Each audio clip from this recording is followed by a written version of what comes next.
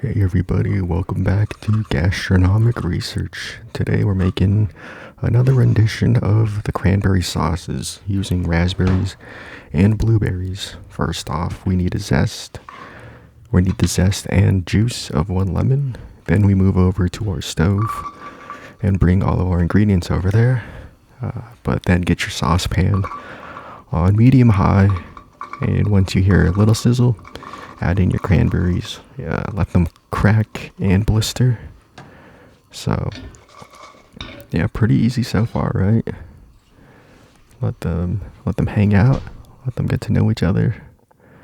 And yeah, just be wary of your temperature. You don't want the bottom to burn. Here I have some orange juice, some brown sugar, and I have the lemon zest, the raspberries, and I also have some pineapple. And the funny thing about the blended pineapple was it was from the pineapple cutting video I did earlier. So I'll link that right here. And I have the orange juice for some more liquid to help prevent burning. So yeah, it's just heat up a pan and dump in all of your ingredients. It's probably one of the easiest things you could do. Just mix it all together. About a fourth of a cup of your brown sugar, a little bit of cinnamon, and then I have some lemon here because I just like some sourness to it.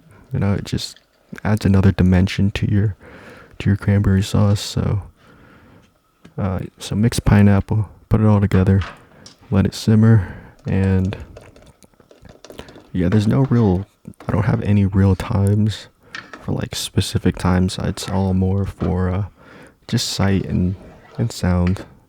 So yeah, just cover it up and season it to your taste too. If you like it a little sweeter, add some more sugar. But yeah, just let it cool down. I like to add in a little pinch of kosher salt because it just, just balances the sweet and saltiness and tartness. But if you don't like salt, don't put it in. Just repeat all the steps if you want to try out a different fruit. So I had blueberries here, and while the blueberry cranberry sauce is just simmering down, we're gonna prepare our jars. And I like to use a little bit of tape, put the date and the contents of what's inside of that jar. And that should be enough to indicate that this is a raspberry cranberry sauce. Also make sure your jars are clean, because you don't want anything growing on there. And yeah, same procedure, kosher salt, let it cool down. And yeah, looking pretty good, right?